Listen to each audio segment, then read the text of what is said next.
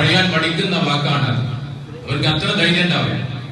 മുസ്ലിം league ഞാനൊക്കെ കേട്ടത് ആദ്യമായിട്ടാണ് ആ വാക്ക് കേട്ടത്. നിങ്ങളും ആദ്യമായിട്ടായിരിക്കും, ഞാനിതിരെ കേട്ടില്ല. അപ്പൊ അതുകൊണ്ട് തന്നെ ഈ കാലഘട്ടത്തിന് അനുയോജ്യമായ പ്രയോജനമായിരിക്കുന്ന രണ്ടാമത്തെ പ്രസംഗമാണ്, രണ്ടാമത്തെ വിഷയമാണ് അദ്ദേഹം പറഞ്ഞത്. ഇതുവരെ കേൾക്കാത്ത, ധൈര്യമില്ലാത്ത, ആർക്കും ധൈര്യമില്ലാത്ത, ഇപ്പോഴത്തെ കാലം അങ്ങനെയാണല്ലോ. മുസ്ലിം ലീഗ് ഒരു തരീഖത്താണ്.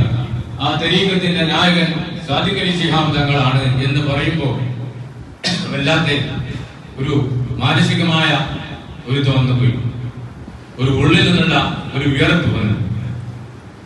അദ്ദേഹത്തെയാണല്ലോ ഇന്ന് പലരും വാട്സപ്പിൽ കൂടിയും അല്ലാതെയും ഒക്കെ എതിർത്തുകൊണ്ടിരിക്കുന്നത് എന്ന് ആലോചിച്ചപ്പോൾ ഒരു പ്രയാസം തോന്നി. മാത്രമല്ല, ഈ കാലഘട്ടം പലർക്കും കമ്മ്യൂണിസത്തിനോട് മഹബത്ത് കൂടിയിരിക്കുന്ന ഒരു സമയമാണ് പലർക്കും. ഞാനത് വിശദീകരിക്കില്ല.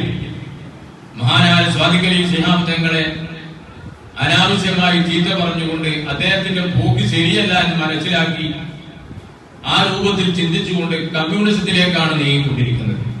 കമ്മ്യൂണിസം എന്ന് പറയുന്നത് ഇസ്ലാമിന് എതിരിൽ വന്ന ഒരു പ്രത്യയ ശാസ്ത്രമാണ്. കൃത്യമായി നമ്മൾ മനസ്സിലാക്കണം.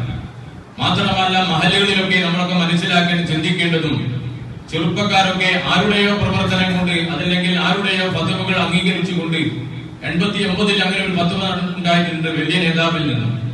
കമ്മ്യൂണിസ്റ്റ് മാർക്സിസ്റ്റ് പാർട്ടി ഉൾപ്പെടെ ഏത് രാഷ്ട്രീയ പാർട്ടിയിലും ചേരാമെന്ന് പദവ് കൊടുത്തതിന്റെ അടിസ്ഥാനത്തിൽ ഇസ്ലാമിന്റെ തീരത്ത് നിന്ന് മറ്റൊരു കമ്മ്യൂണിസത്തിന്റെ മതമില്ലാത്ത തീരത്തിലേക്ക് പോവുകയാണ്. വലിയ വിഷയമാണ്.